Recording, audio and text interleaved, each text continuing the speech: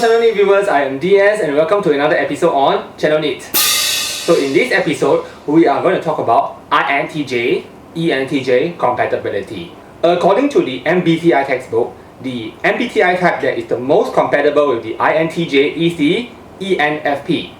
I personally know a lot of ENFPs and INTJs in my life. I don't think they are compatible. So I do not know why they are supposed to be textbook ideals. A lot of times, people may want to indulge in the MBTI stereotype, but always remember this one thing: love is the exception. So for example, the INTJ generally doesn't like to celebrate anniversaries. They may forget birthdays of their friends. It's your birthday, we gon' party like it's your birthday. While it is generally true that the INTJ finds it a hassle to give presents, to remember birthdays, to celebrate anniversaries, the INTJ may make an exception if he or she is in a committed relationship. So an INTJ in a committed relationship might think of things that are meaningful to give to his or her partner and will definitely find time to spend with the partner on his or her birthday or during festive seasons. So love is always the exception. In a similar line of argument, it is not true that the ENTJ will boss his or her partner around. Maybe some will, but it is not always true because love is the exception. So in this episode, I am going to explain why the ENTJ is actually the ideal partner for the INTJ. So before we start, I would like you to disregard all the INTJ and ENTJ stereotypes. So I have on my list 5 reasons why I believe that the ENTJ is the ideal partner for the INTJ. Reason number 1. Because the INTJ and the ENTJ are both NI, introverted intuition, and TE, extroverted thinking users, they are more likely to understand each other better. I must say, it is generally not very easy to understand the ENTJ or the INTJ because both these MBTI types use intuition and logic at the same time. When logic and reasoning contradict or conflict, it is possible to see the INTJ or the ENTJ go down the road of the counterintuitive way. So you might be very surprised, why does he behave this way? This he can be an INTJ or ENTJ, it can be a she of course. So people might be very surprised by the INTJ or the ENTJ because they might choose something that is seemingly not logical when usually they seem to be very logical. So the INTJ and the ENTJ can be very paradoxical and a lot of people do not understand. But of course, it is much easier for the INTJ to understand the ENTJ's paradox and vice versa because they share the same cognitive functions, although they are used in reverse order. So when an INTJ may be dating a person, they might first tell the person that I really like you a lot. Subsequently, maybe 1 week later, they might send a text and say, I'm not even sure whether I like you or not. So it contradicts and conflicts, right? This message. Oh, what do you mean? People might get very confused, but as an ENTJ, also sharing NI and TE, though in reverse order, I understand the INTJ. I would not see their later comment that I'm not even sure whether I like you or not when they initially tell you that they like you a lot as a contradiction. In line with point number 1 that it is easier for the ENTJ to understand the INTJ is that the ENTJ is likely more able to appreciate INTJ's use of symbolism. I just wanna be part of your symphony. As an ENTJ, I can also understand that when an INTJ says that he or she will go out with you on a date, it not only is a date, it is a sacrifice of time because time to the INTJ is very precious, and what this means is that they like you. So I understand as an ENTJ that if an INTJ wants to go out on a date with you, it is a big deal. I am not saying that the other MBTI types will not understand the INTJ. It's just that as an ENTJ, because we share the same cognitive functions as the INTJ, it is much easier for us to understand the INTJ, especially the INTJ's use of symbolism.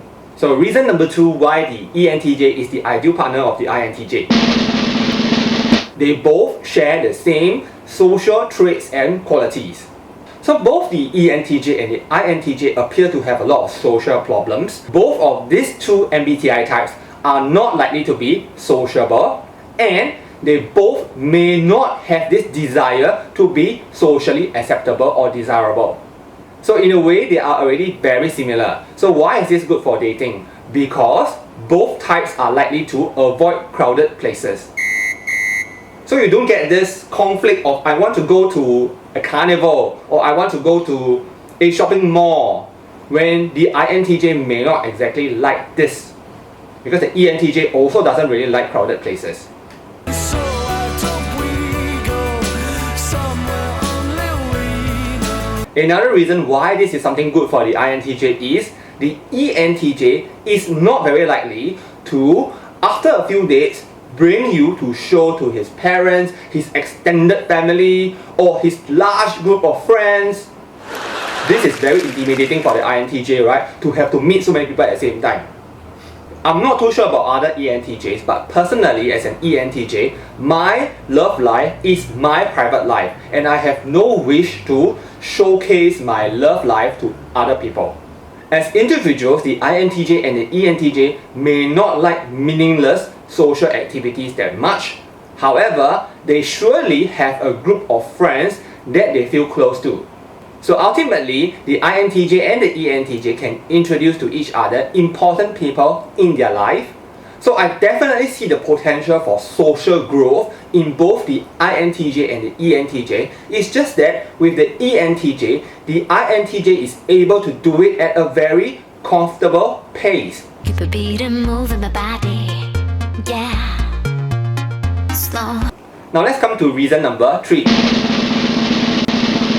Well, both the INTJ and the ENTJ are very likely to like experimenting. So the INTJ and the ENTJ are very likely to be very curious people, so they will make a very good match. Baby, you're perfect. Baby, you're perfect. It's just that the INTJ is more likely to conceptualize, so they might be performing experiments inside the brain. However, for the ENTJ, because SE is their tertiary function, so they are more likely to carry out experiments in reality. So what this means is that the ENTJ is very much likely to be able to help the INTJ this way. The INTJ conceptualizes and the ENTJ delivers the experimentation. And it's good because both will be curious of the results. You're my experimental game. As an ENTJ, I would really appreciate the INTJ giving me some assistance in my conceptualization, so the INTJ can tell me where my blind spots are, what are the potential roadblocks, and how I can make my experiment better. And in turn, I help the INTJ by pulling him from his imagination into reality to have it really delivered. And because both our MBTI types use NI and TE, we will make a formidable combination. But now I am invincible. Now let's come to reason number 4. Because both the INTJ and the ENTJ are NI users, they are very likely to be spiritual in nature. So when I mean spiritual, I do not mean religious. So spirituality is something that is likely to be important to the INTJ and the ENTJ, and they are very likely to be always questioning their existence and matters of the universe, like why do people die, what happens after death. As a result, INTJs and ENTJs are both prone to existential depression. I could be a resistance. So in that regard, they can really understand each other and help each other along to find meaning. So instead of the INTJ just groping in the dark, questioning about existence, now let an ENTJ go along with him or her on this journey.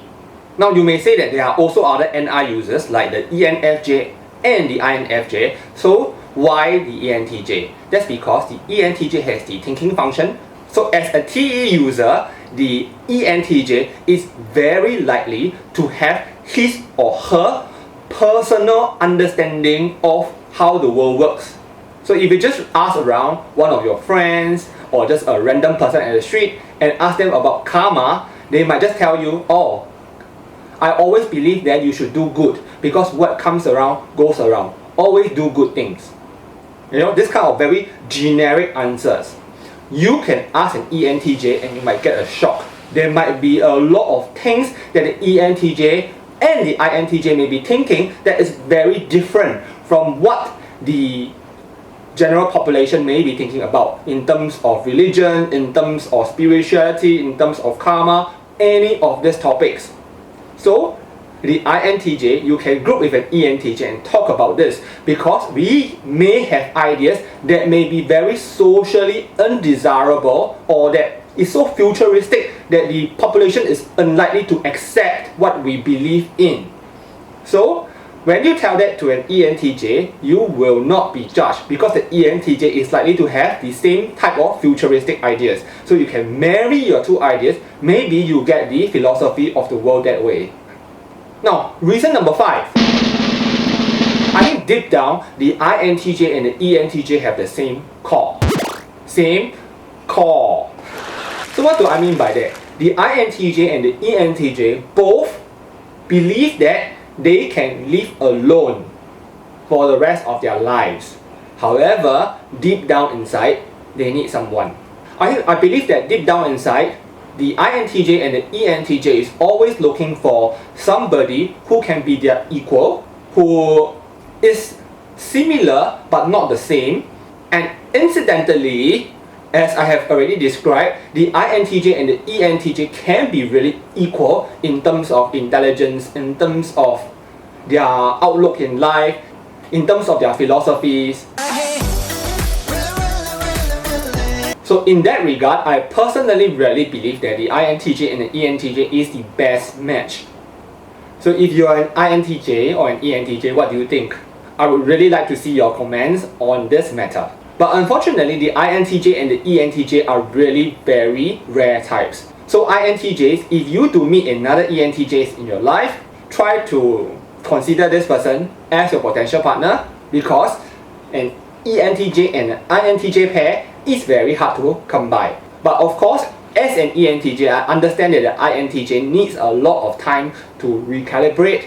Even when considering whether to move in together with another person, you might take a long time to conceptualize how this can be done and what you may have to do and sacrifice in order to live together. But if you do meet an ENTJ, you can just discuss this freely with your person because your person is not judgmental at all. And he really might love this discussion with you, so you don't have to think about it alone. Well, I hope you enjoyed today's episode, and I'll be doing a lot more such episodes on compatibilities. And if you have not subscribed, do consider subscribing to us. And for our existing subscribers, thank you so much for supporting us so far, and we look forward to see you in our next episode. Goodbye!